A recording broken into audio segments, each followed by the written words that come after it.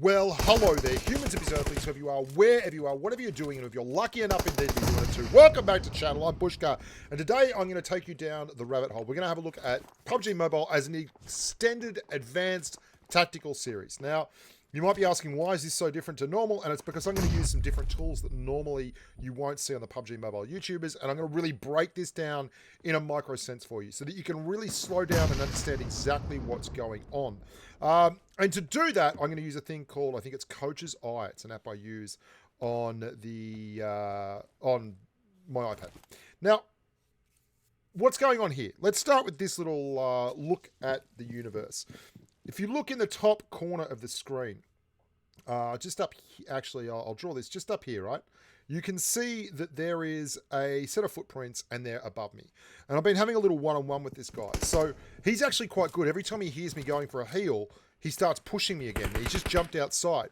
Now, what I'm going to do is finish this by using a third-party peek. Now, this is really, really important. If you look at the way I do this, I am going to set this up. This is a really good spot for third-party peeking, because what I want to be doing is looking at this area down here. This is the important part of the map. You're going to see him flash by that in just a second. And when he flashes by that, I know that that's my cue to lean out and to just basically rinse him. As we go. There we are. Mark 14, you're never going to win that. That's a bad argument to be having. Obviously, I've set this up. There's a crate over there. I've not gone to loot the crate. I've just gone to watch the crate and farm some damage. So this bloke's going to walk in, and I'm going to miss my shots. Basically, I hit him twice, only body shots. Needed a headshot at least to get that out of there. So rather than actually just sit there and be passive, I'm going to put this guy in a horrible position. And there's going to be more people pushing in here as well. But have a look at this now. So he's down here at the crate, right? He's just got behind the crate. Now, he's had to hit a heal. I've hit him hard enough that he's going to hit a heal. I am going to throw a molly down past the right edge of the crate. What that's going to do is it's going to force this guy to push that way right under my gun. Here we go. Let's watch it happen in real time. Now, obviously got a great overlook here. That's all well and good. As soon as I get this guy, I'm not really worried about the crate. Again, I'm going to go down there, loot whatever he got. That's fairly obvious.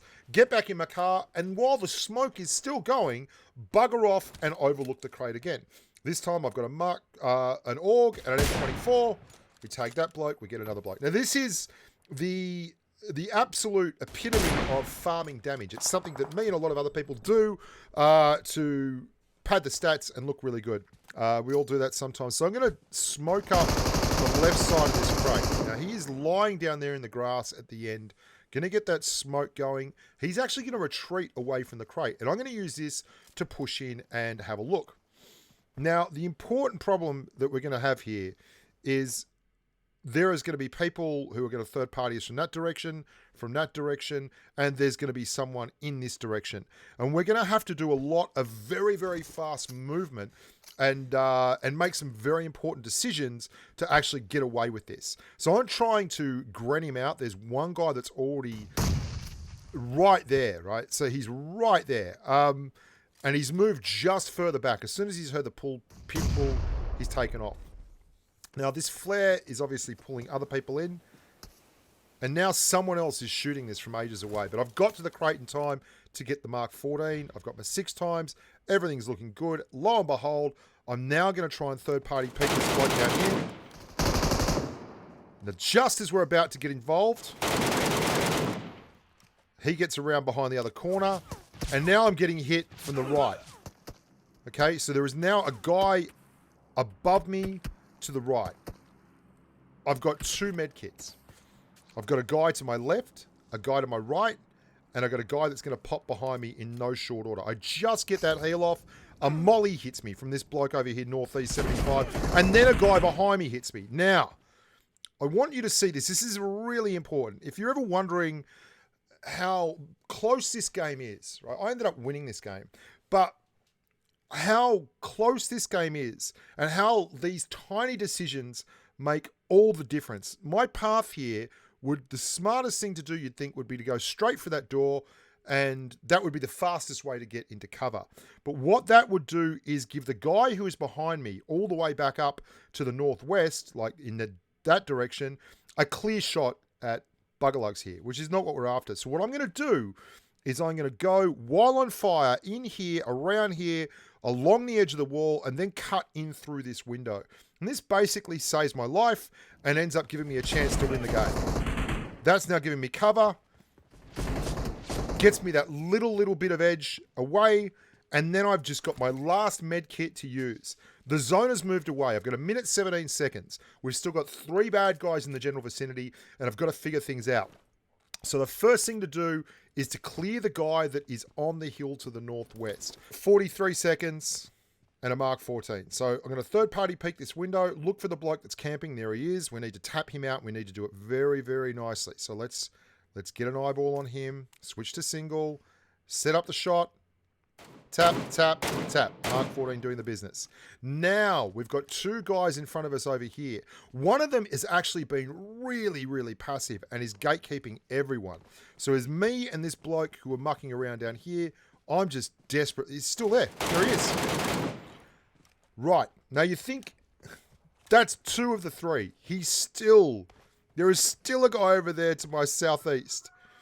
The sun is coming up. I've got 2 seconds. I've got absolutely no time. I'm begging for this bloke to have some meds. He's got a boost, dude. Everyone is struggling over here. Everyone is struggling. And I'm just keeping... Oh, that's something else. Like you saw before how I'm moving with the wall there. Do you see how there's this... Sorry, whoopsie daisy. The wall right here, okay? That section of wall...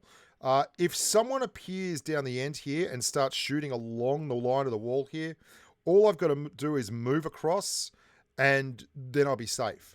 So that's why I'm jiggling and wiggling right next to the wall. And it's the same kind of stuff you saw before. Tiny little details like that will save your life. And like I should have been dead then. And the guy on the top of the hill still could have killed me. But it's just like a best practice thing. The biggest chance I had to live was to go down there. Now, this is just playing it so close to the chest.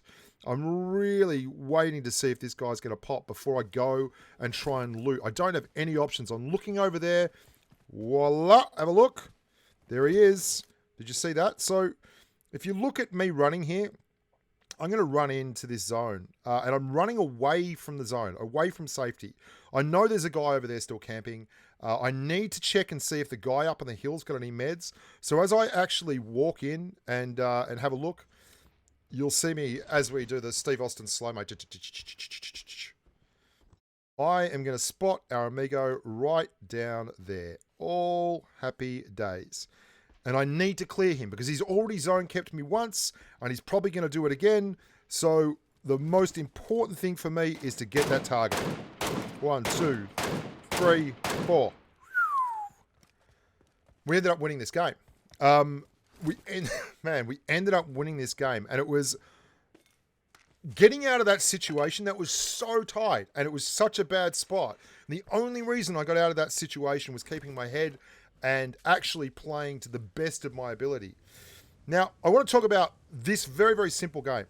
Did you see that little look there? Now, when you're dropping in, right, I can see 1 guy directly behind me, and then there's 2, 3. I actually know already that there's 4 just behind me there, okay? So what we're going to do is we're going to drop here, and we know there's at least 3 to 4 people behind us. That means that my biggest worry here is the north. Always the north. When you drop here in Rojok, it's a tough place to be. And I'm looking for weaponry, and then I'm looking, as soon as I get an advantage, to actually hammer it home, right? I'm not sure I'm going to get a better opportunity than I'm going to get right now to clear that entire squad. I get a level 2 vest, and now it's like, man, this is as good as it's going to get. I should probably just push into them. And I am a big believer in doing early days work. Like, if you can get an advantage in terms of weaponry, and that's when you push into squads. But I'm not just going to go right balls deep into it. I'm actually going to take my time working around the angles. He's only got a shotty, so I'm not particularly worried. And I'm going to angle around. Again, if we look at the mini-map here, I want to bring this up, okay? If we look at the map of Rojok, this whole squad, this whole section up here is where that squad dropped. There's at least 3 people up there. I can push right into that guy. But what's going to happen is if any of his squad mates are alive down there or down there, I'm going to get pincered, and that's going to be terrible. So rather than do that, what I'm going to do is just go all the way around the base of this hill like that, and then get shots back. Now, this is what we call owning at least one part of the map. That means the only part of the map that can attack me is directly to my east. There's no way they've run out into an open field behind me, and that gives me a wonderful opportunity, absolutely wonderful opportunity to clear those guys. And we get the kill and the knock. That's all well and good. Now we're just thinking, well, how many of them were there? Is that really everyone cleared? There's no rush. We get to loot up here. We're going to go to the top and get another overlook. And this is what it's all about. This is really how you should be playing the game. Very wary of someone pushing in through this warehouse. Rather than push down here where it's obvious and end up getting caught in an open field, I'm going to move around and actually get an eyeball on these guys in the warehouse. Now, here we go. I know that guy's just cleared people down here. So I'm going to get this is a really nice view, get a different angle, and it's a great angle for this bloke. Now he's knocked. Again, he's knocked. So someone has cleared Rojok, that top area of Rojok, in a squad, and he was absolutely not on his own. So this might seem like an enormous effort to go to, but again, I'm moving around the map. So I know, but there's no one behind me. I know I've cleared that guy and thirsted him up there.